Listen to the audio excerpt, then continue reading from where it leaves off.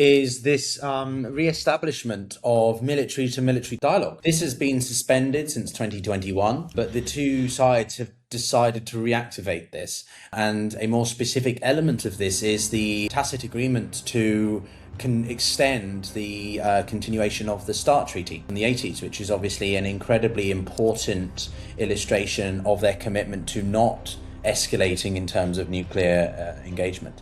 What did you take away from that?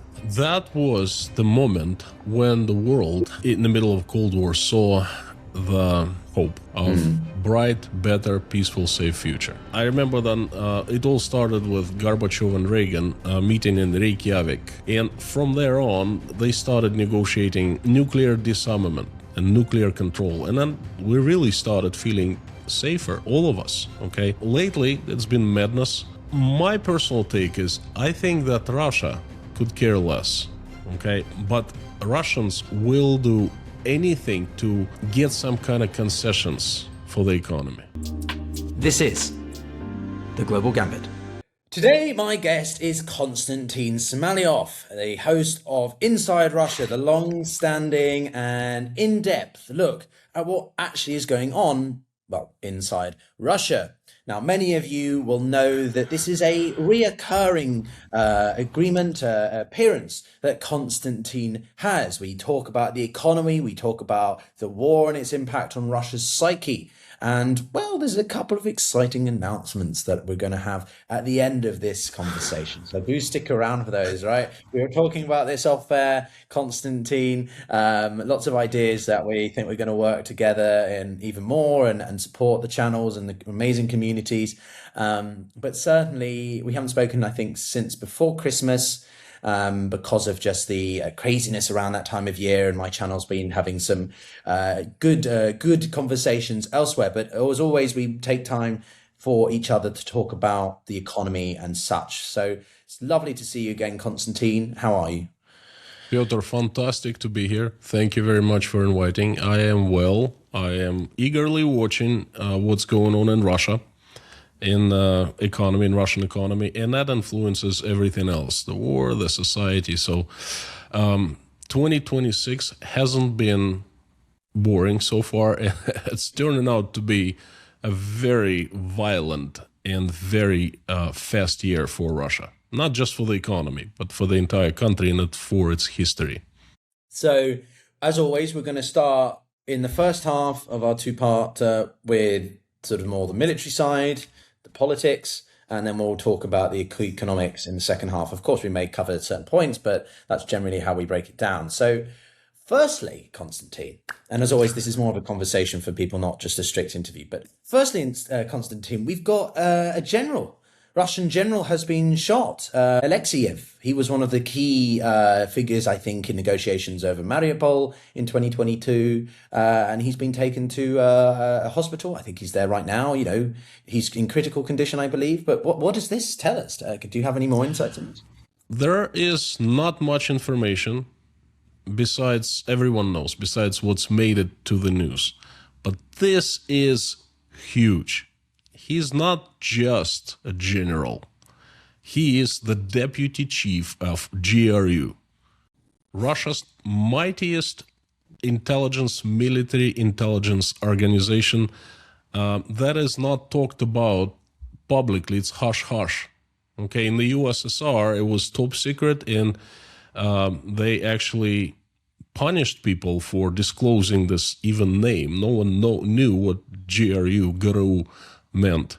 Okay, it's a different story now, but now the chief is usually the administrator guy who takes care of the strategy or communications with other big shots, the head of the KGB, the president of Russia, and all of that. So, and his deputy is the guy who is hands-on, who takes care of everything, all operations, important decisions, and so he is the hands-on guy, and he was shot in Moscow, near his apartment residence, in front of everybody.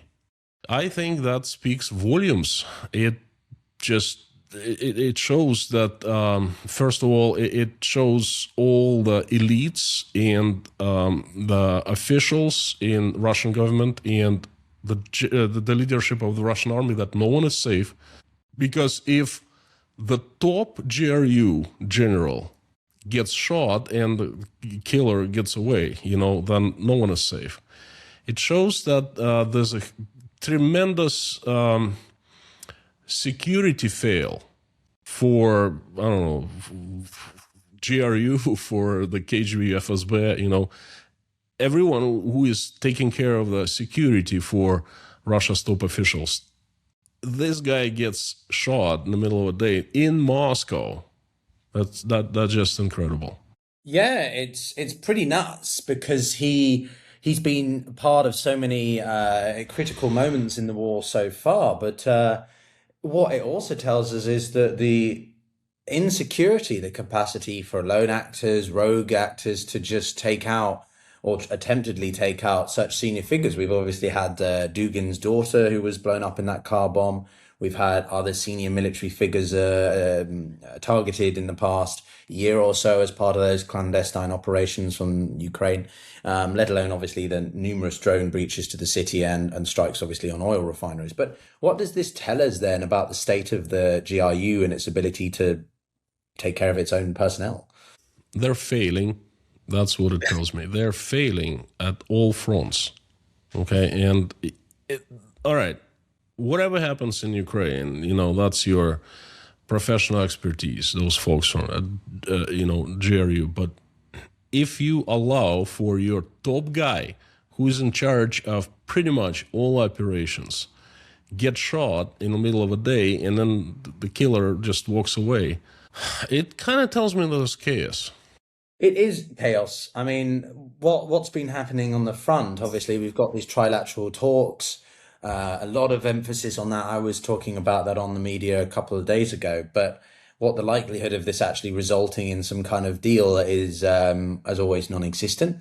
I think what makes these slightly different, and I don't know if you'd agree with this, Konstantin, is that they are trilateral talks, the first ones between the three actors for the first time in a while, well, ever, I think, or since 3.5 years ago. So do you read that any significance into that, or it's largely just hot air because it's the Kremlin? It has some significance because in general, I think these talks in Abu Dhabi are smokescreen, okay? Just to prolong the process, not to reach some final result, peace or ceasefire at least, but to keep on going, showing the Americans, feeding the Americans this understanding that, look, we want peace. We just need to discuss more and more, longer and longer. The longer they discuss, the longer Americans do not hit Russia's companies or industries with direct sanctions, like they hit Lukoil and Rosneft, and that literally ruined Russia's oil exports. Okay, so the longer they keep on negotiating like that, the longer Russia stays sanctions, well, not sanctions free, but at least the Americans do not apply more sanctions, okay? But you are right on. There is a difference this time, and I don't think Russia is interested in reaching the final peace agreement, or at least ceasefire. But they want some kind of a break for the economy, because right now Russian economy is in free fall. 2026 has started tremendously bad. All we talked about in previous conversations in 2025, 2024, and it was more of a, okay, it's going to happen. It's around the corner. It's forecasted. Okay, we predicted. I predicted. But then now I don't have to forecast anything. I just show the facts of what is happening now, and that's enough. Okay, we are seeing that Russia is demising. Its economy is demising, and this is a very strong word I use, but I prove it by numbers. Okay, and Vladimir Putin was just reported by his, well, not deputies, but the government of Russian Federation, that in mid-year Russia is facing a financial crisis. Okay, so that's very serious. So I think that the change of negotiation format, now there are three countries involved, Ukraine is directly involved. I think that is a sign that Russia wants to actually do something. Russia wants to achieve certain things, perhaps to compromise on futures, not on peace, okay? That peace is like a death sentence to Putin's regime, or Putin definitely. But they want to achieve something to get themselves a break, okay? So that's my take on that. No, certainly. I think the fact that Ukraine is part of the conversation reflects the reality that is happening for the Russian side. But we can, because they have to sort of, Ukraine normally wouldn't be part of this conversation because Putin doesn't see Ukraine as a legitimate actor, as an equal partner or actor. But obviously, of course, what happened in the past few weeks around Christmas, the run up to Christmas, there was obviously the huge amount of flurry and frustration from the Kremlin over Europe's growing willingness to defy the Kremlin, and I think that this is a huge demonstration of Putin's arrogance, but hubris, I think, is the best word to use. Hubris, because as usual, he doesn't really talk about Europe. He doesn't really reference Europe, but this time he did. In December, he directly threatened Europe much more explicitly than we've seen in a long time, and to me, that was purely because he was becoming rattled. He was becoming frustrated with the Europeans' willingness to defy America and do their own thing, and obviously hit Russia where it hurts.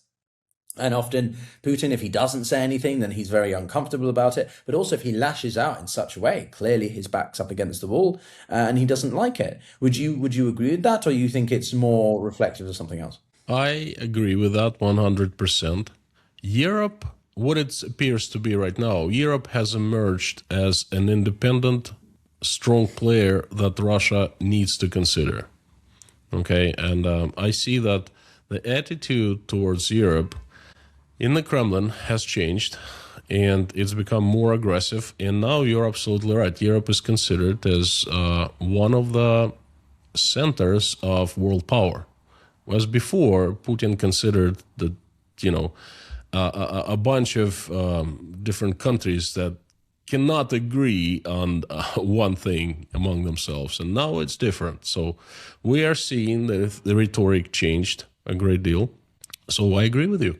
Yeah, for me, I've really refocused the channel a little bit more on Europe specifically because I think we're in such a pivotal time for the continent, and the capacity for the Europeans to engage Russia without the United States. Obviously, what happened at the World Economic Forum just 2 weeks ago, 10 days ago, was important, was pivotal.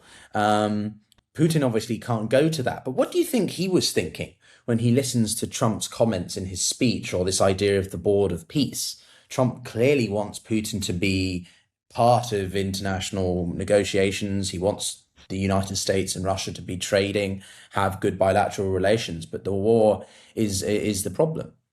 I honestly don't even know what Putin thinks. I can't think of it because listening to Donald Trump is a very interesting occupation. It's you listen to it, okay, and then you don't take it seriously because whatever he says today might and will be said differently tomorrow by him or contradicted by himself. Okay, so I think Putin realizes that. I think he's played Trump very well. He's read Trump and he's played Trump since February when Donald Trump first called Vladimir Putin, then started appeasing him. Putin doesn't like to be appeased. Putin only understands the language of strength. If someone hits a blow and knocks his teeth out, that he understands and he respects. But when someone appeases Putin, well, Putin is a KGB officer, okay? He knows how to play these games. So I think he's just, watching what Donald Trump says and act accordingly. Because we're obviously seeing that Russia has an upper hand on America, although America holds a great power. America just lifted a finger, and the biggest sanctions hit Lukoil and Rosneft, and that literally ruined Russian oil export. Okay, in just a few months. So America can do much. It can do great damage to Russia, but no, that's the whole point of negotiation. Let's negotiate for longer and longer, so we're in a safe zone, right? So I think Putin just listens to Donald Trump and changes his strategy. What to say next to Donald Trump, what to do next, what to propose next. But do you think this whole idea that Trump is it Krasnov, this agent, he was acquired, picked up by the KGB in the 80s, and he's now a Russian stooge, right? That Trump's always been sort of manicured and molded into this agent. Or do you think that there's a little bit of I have given this thought, idea, a great thought, and I don't understand what possibly can Putin or the KGB have on Donald Trump so they manipulate him. So Donald Trump obviously has been doing a lot of things favorable to Russia. And I've said, and we even discussed it together here at your channel, and that there's no question about that. Without Donald Trump, Russia would be in a much worse situation. For goodness sake, he invited Vladimir Putin, the guy who has outstanding warrant from the International Criminal Court for war crimes, to the USA, gave him the royal treatment, red carpet and all, and threw a military parade in his honor. I mean, that's odd, don't you find? It was televised with fanfare and very odd. So some actions speak louder than words, okay? But I can't even understand what's so important, what kind of evidence they have about Donald Trump.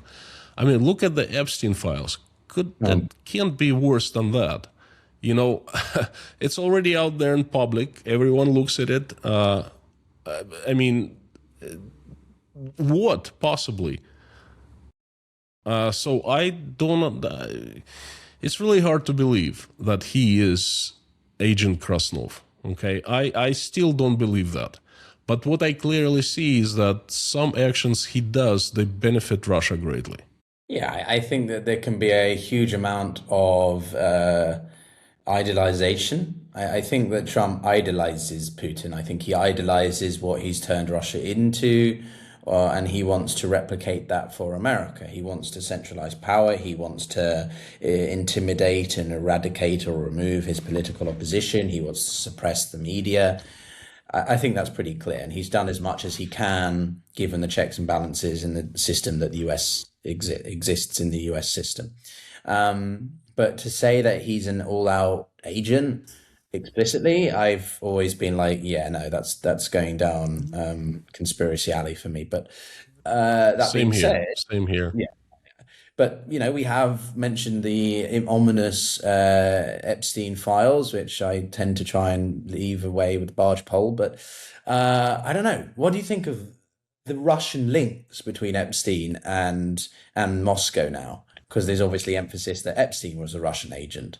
I am not a great expert on what's going on with this process, the Epstein files and his crime and the possible suicide. And, sure.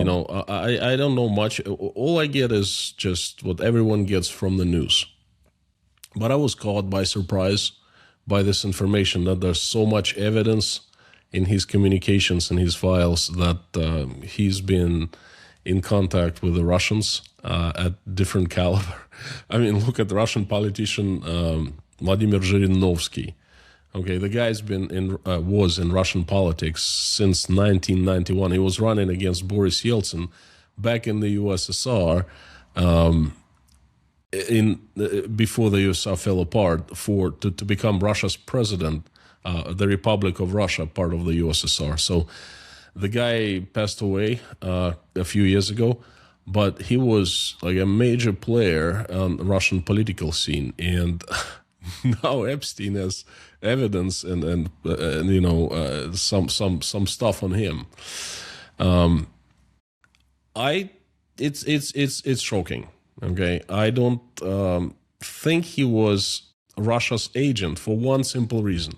What possibly could Kremlin offer Epstein? I can't think of anything. Epstein had everything. He was in cahoots with US politicians, with the rich people. He was mega rich himself. He was having a good life. You got to understand that being someone's agent, KGB's agent, it's one of the worst things that a person can get. It's slavery. Okay, they offer you some kind of reward, but you get a leash on your neck, and you are never free for the rest of your life. For Epstein, it would be absolutely insane to have some kind of connections with the KGB, with whoever's FSB. Why would he do that? What could he possibly get? He had everything, okay? So he could have, not being an agent, but having communications, he could have manipulated. He could have sold, some material on others. He could get favors, but not as agent, but as a trader, as a broker, okay? And I think that's what he was. I don't believe he was. It'd be so incredibly dumb to become a KGB agent.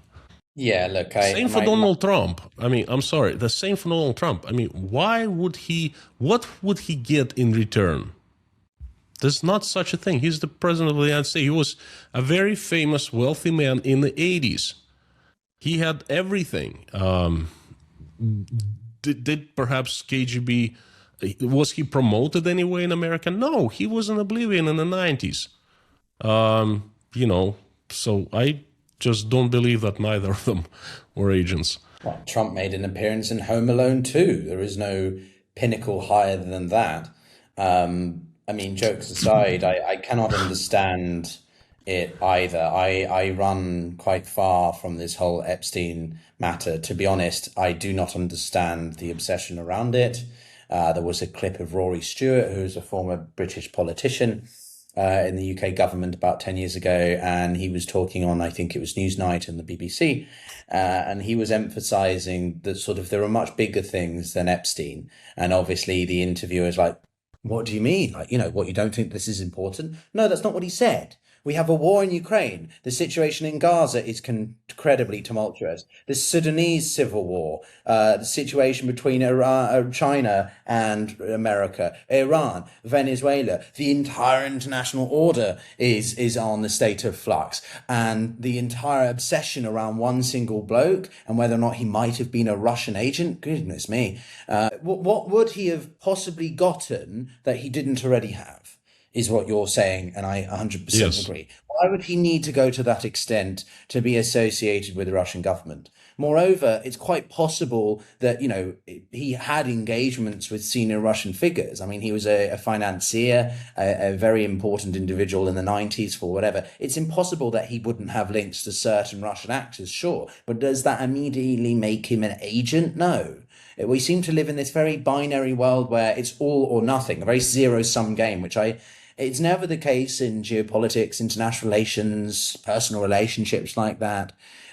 I can tell you from personal experience, right? I will talk about NATO and Ukraine, and suddenly I'm a NATO agent because I'm sympathetic to Ukraine's need for its sovereignty. I've talked about the Taliban, Pakistan, and suddenly I work for ISI. I talk to, analysts about Iran, and because one of them is slightly more pragmatic about getting rid of the Islamic Republic regime, they think, I'm being funded by the Islamic Republic. Or, I go on Al Jazeera, or something, I'm funded by Qatar. It's very lazy. And I think we need to stop sort of just thinking. People look for associations where they want them to be. They hear what they want to hear. It's that selective engagement. But anyway, there's my slight rant of the conversation, Konstantin. One of the other things we've obviously seen happening are these talks, but sort of yet another swapping of prisoners swap. Is that of any impact, significance at all, or that's just smaller, menial on the side because that's the only thing the Russians and Ukrainians can get done, so to speak? I think it's a PR stunt on Russian side because prisoners exchange is always publicized. Okay, it always makes news, and it's made news all over the world. And it shows that Russia has done something, at least something. Okay, so it's a gesture of, look, we're willing to negotiate. We're willing to take it further down the road. And the road is very long, obviously, months, perhaps years, but we're willing. And there's, as a gesture of goodwill, as prisoners exchange. Because from what my understanding, what's happening in the front lines, Russian command does not really care much about the prisoners or soldiers. From what we hear from the front, that's not of a great significance if a few hundred men will be returned. What awaits them, probably not good fate. Okay, so in Russia, that's my take on it. Is this re-establishment of military-to-military dialogue, right?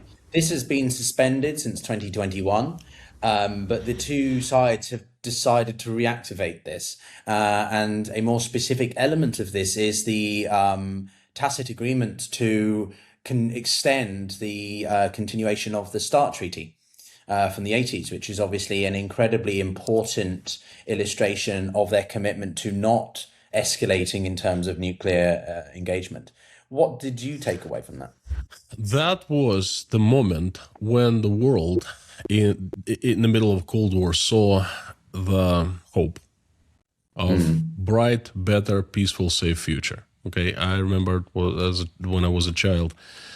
I remember then it all started with Gorbachev and Reagan meeting in Reykjavik, 1986 or 87. Don't quote me on that. And from there on, they started negotiating nuclear disarmament and nuclear control. And then we really started feeling safer, all of us, okay? Lately, it's been madness. And obviously the agreement expired. And my personal take is I think that Russia could care less, okay? But Russians will do anything, anything to get some kind of concessions for the economy, okay? One thing that is off the table is peace in Ukraine. Putin is certainly not interested because that's his death sentence. He knows that well. Everyone knows that. But everything else, Russia, I think, is willing negotiate, is willing to, to compromise. Whatever can help ease off sanctions, oil trade, whatever can get more money into Russian economy so the regime can stay afloat for longer. I think that's what the main take here. Yeah, I think it matters just because it's the last major guardrail that constrains nuclear arsenals of the two countries. I mean, 85% of the world's nuclear warheads are between America and Russia still. And whilst I think that this agreement is more verbal right now, it serves as a good basis by which to officially create a legally binding update to the treaty, because it did expire yesterday after 40 years effectively of it being in effect. But I think it very much is obviously Putin trying to show his willingness or genuine desire to engage the Americans or Trump specifically, because then that alleviates potentially economic considerations. But I guess lastly, on the sort of diplomatic front, what do you think is going to happen there? One more before we jump there. One more thing about the nuclear treaty. Now, Putin has been launching in the last couple of years, has launched Oreshnik, mid-range intercontinental ballistic missile that capable of carrying nuclear warheads, right? He's done it twice. He also threatened Europe, and his propaganda key characters threatened Europe quite often with nuclear obliteration. Okay, so it doesn't make any sense for Putin to sign this treaty if he means business, right? Because he doesn't want to be controlled on how many warheads Russia has, and he doesn't need any regulations. Okay. And the fact that the regulation is actually toxic for him. The fact that Russia is negotiating with America, and then, the military forces, negotiating with each other. That means that Russia is willing to go a long way to actually,